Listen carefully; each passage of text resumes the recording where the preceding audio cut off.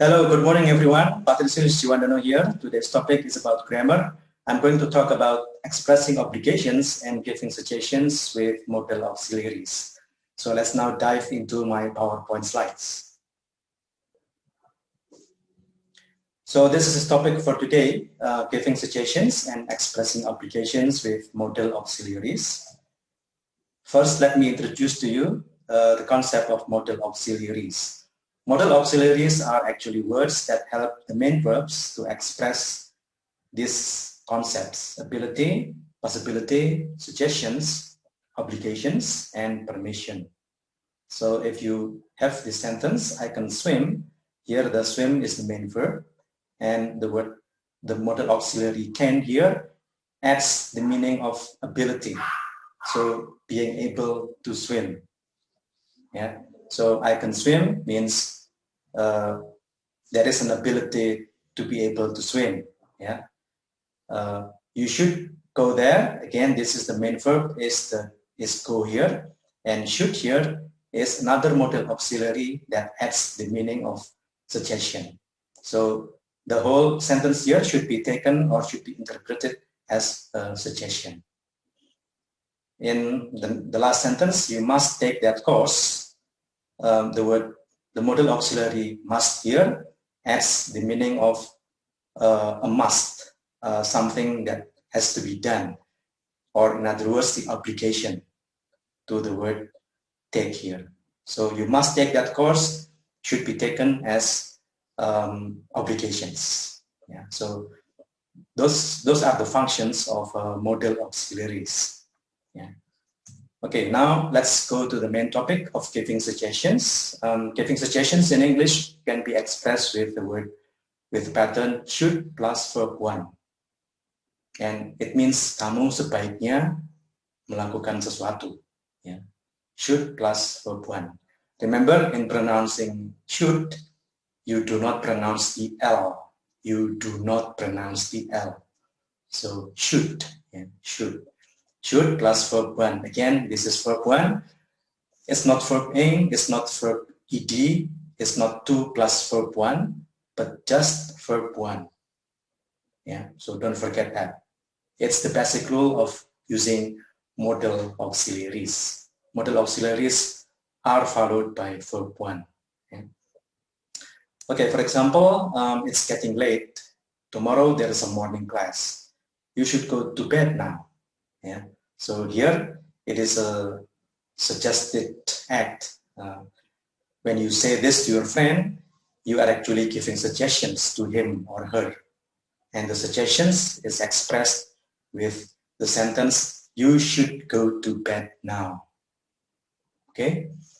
Another sentence, Queen's Gambit is a really good movie. You should watch it. Yeah. So again, this is a suggestion. If you say this to your friend or to somebody else, you suggest that he or she watch this movie because it's good. Again, so this is a suggestion. Remember, the pattern is quite simple. Should plus verb 1 for giving suggestions. Okay. Another pattern is had better plus verb 1. Again, the meaning is kamu sebaiknya melakukan sesuatu, but now there is an implied intention, an implied meaning, an implied message, which is if you do not do that, then there is a consequence. There will be a consequence which you will not like. There will be a dangerous consequence. Yeah. So, for example, it's raining. You had better bring your umbrella. Otherwise, or if you don't bring your umbrella, then you will get wet. You'll be soaked in the rainwater. Yeah, you'll be soaked wet. Yeah. So this is another way of suggesting something, but this one is using had better plus verb 1. Had better plus verb 1. Plus the implied message is that if you do not do that, if the suggestion is not taken, then there is something bad that's going to happen. Yeah. So for example, another example will be, oh, the waves are big. You'd better not swim now. Otherwise, you'll run the risk of getting carried away by the waves. Certainly, this is something that you don't want to have, right? You don't want to experience this because this means death, right? Accident. So again, you can use the word had better. Here it is shortened into apostrophe and D. Yeah, you had better.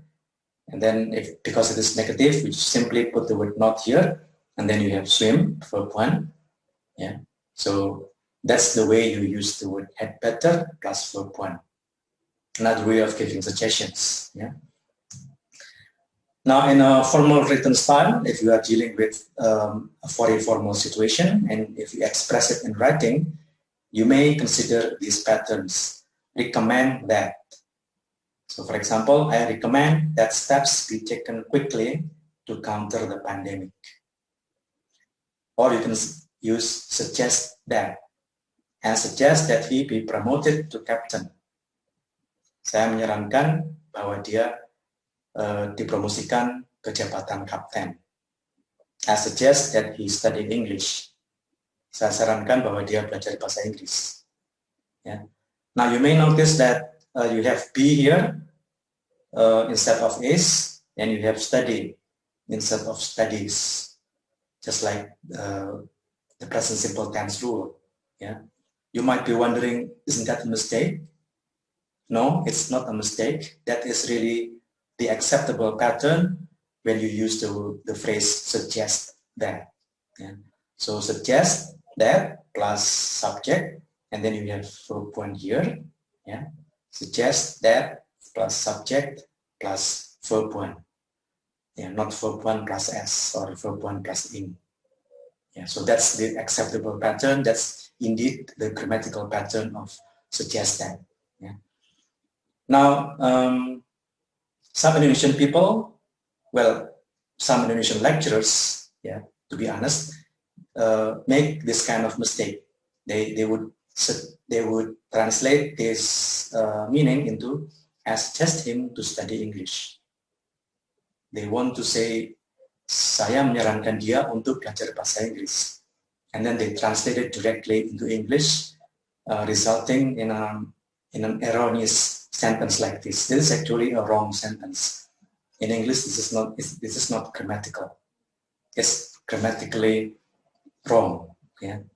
So you cannot say like this. You have to say, I suggest that he study English. Suggest that he, and then you have study. Yeah. Okay, and then another phrase is advise someone to. For example, I advise them to study at Universitas Majung. Now this is probably easier because it corresponds to our Indonesian pattern.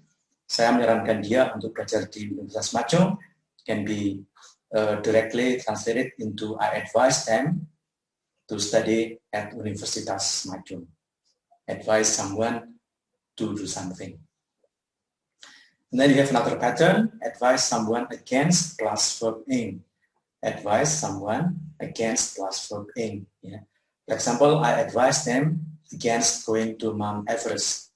Saya sarankan mereka tidak mendaki Gunung Everest because it's dangerous. Yeah.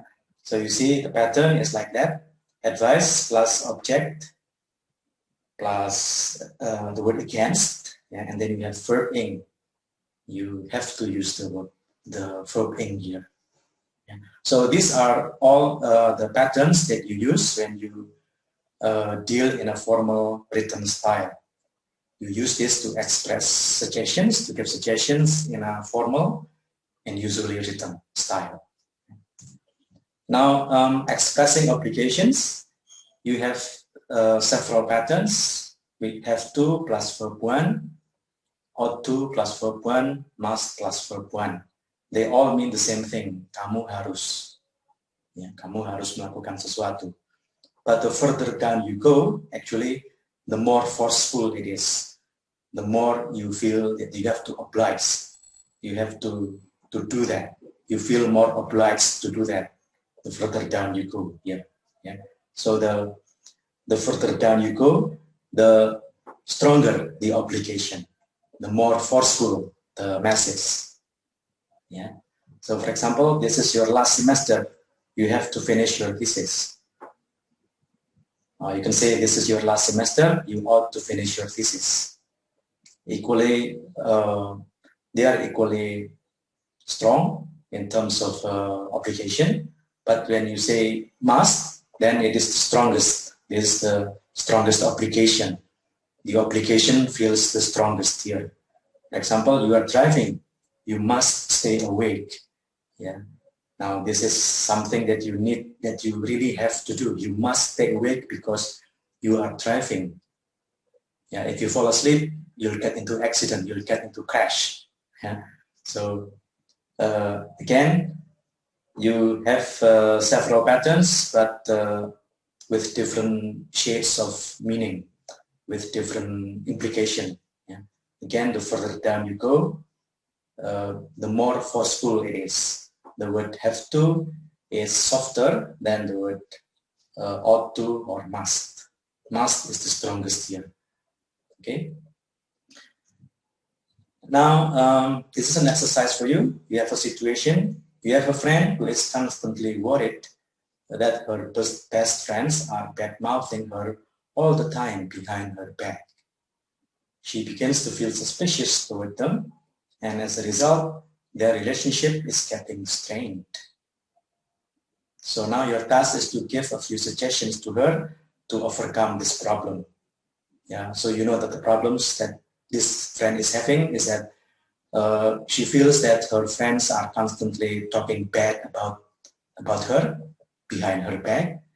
And because she feels suspicious, the relationship between her and her friends are getting worse, are getting strained.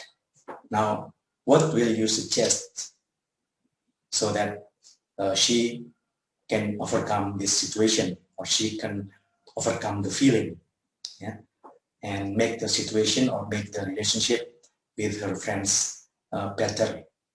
Yeah. So take this as a chance for you to practice the patterns that I have just taught you. Okay, so I guess this is my lesson. Hopefully it's going to be useful for you. Stay safe, stay healthy, and goodbye. See you again in my next episode.